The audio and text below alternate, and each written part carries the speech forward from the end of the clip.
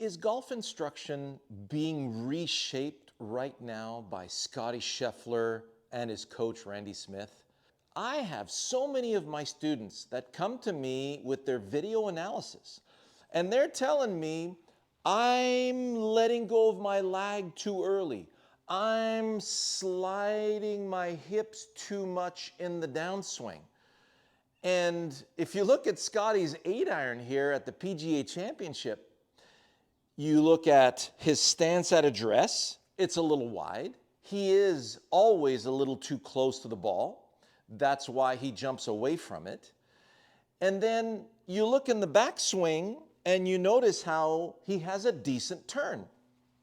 Hangs on to his hinge, hangs on to the point where he starts to move this way at the top of the backswing, which is good because that's the best way to shift the weight back into the lead side. And boy, does he have to shift. Why? Because that lead side is the initiation of the kinetic chain in the human machine.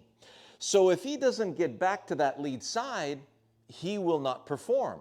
So because he's too wide, he's got to slide into that lead side. So as he slides the hips, he's got to throw the head back because he's sliding past the ball. He's got to throw out an anchor to stay behind the ball. And now because he's throwing that anchor back, he's got to release earlier. So after impact, beautiful extension, but in order for him to stay in place because he slid so much, that right foot's got to drag. And because he's staying back, it has to drag and come to the inside to catch him from falling backwards at the end of the swing. Sometimes it works, sometimes it doesn't. So what is the main ingredient that holds all this together? Stay tuned. This is Scotty Scheffler's secret. And once you understand this, your mind will be blown and you will never go back to what you were doing with your body part positioning again. So the secret ingredient, what is it? Well, notice he hit that shot 2 feet from the flagstick with all of this craziness that so-called golf instruction frowns upon. So what made it stick? He was thinking target, target. When he's looking down at the ball, he sees his flight plan. He sees the window in which he's going to be sending this golf ball. Look at the recent event over the weekend at Colonial Country Club, where he hits his ball deep into the left woods rough hazard, finds it, does exactly everything we just described before, but you notice how his finish was a lot higher because he had to go into a specific window between two trees, and he was coming from an area that was way below the green. Puts it on the green, easy 2-putt par, thank you very much, next hole. So when you perform in relation to a target, so he starts off with a stance that's too wide and he's too close to the ball. So with a stance that's too wide, if I need to go to the target, I have to slide to that front leg. The wider you are, the more you have to slide to use your legs because the legs are supporting your center of gravity.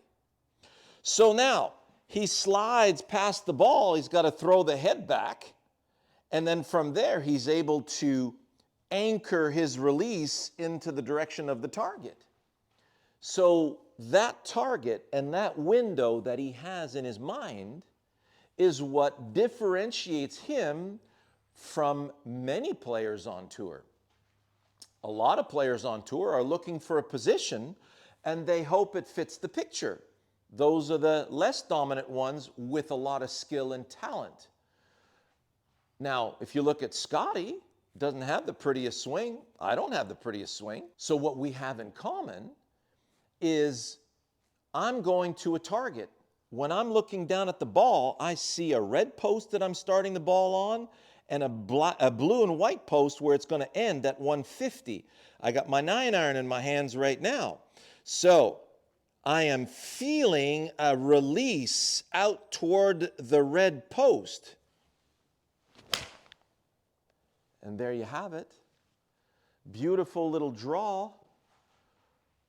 Landing at 147, total 152. The spin was perfect, the side spin was perfect. You look at my club here. There's my impact. Notice my club is on its way down at this point. Catches the ball flush. Continues down and squares up after. So I got a beautiful angle of attack of -6 degrees. So what creates this path and angle of attack to create that?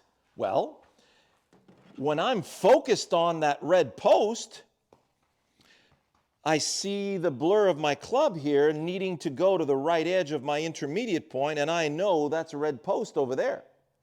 And in order for the ball to fly towards the red post, I need to feel like my momentum is moving in that direction. So if you look at Scotty from down the line, he's up here, and then he gets into this beautiful squat in the downswing, and then he's got to, throw his legs back so that his arms can continue out and toward the picture. So everything he does at address, through impact, is to allow the arms to keep going toward the target. Because most of you who are too close to the ball at address, in the downswing you squat. Look how way too close I am now. So as I'm coming in, if I don't clear and get up out of the way,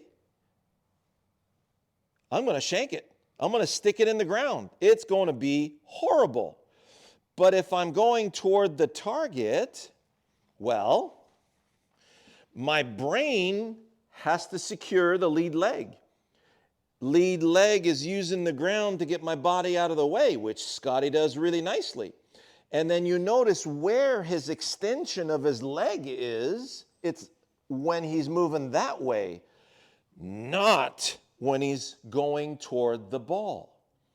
Everything, all these adjustments he made were in relation to sending to the target. So it doesn't have to be perfect to be good. And if you do that often enough, from a youngster all the way into adulthood and onto the PGA Tour, if you ask his caddy will tell you, Scotty Scheffler is the most competitive person I have ever met. So what does that tell you? He is hyper-focused on that target, because without that target, he don't make no money and he doesn't beat anybody. So the money's over there, the championship's over there, the trophies are over there, not here. You can't be afraid of what's going on with the golf ball when there's a trophy at stake. So you got to take dead aim in your mind. Ball, intermediate point, red post. Okay, so it could be TV tower, whatever it is, whatever they're choosing as a team. So I see a red post in my mind. I'm feeling momentum. Moving over that red post and onto that blue and white post. Here you go.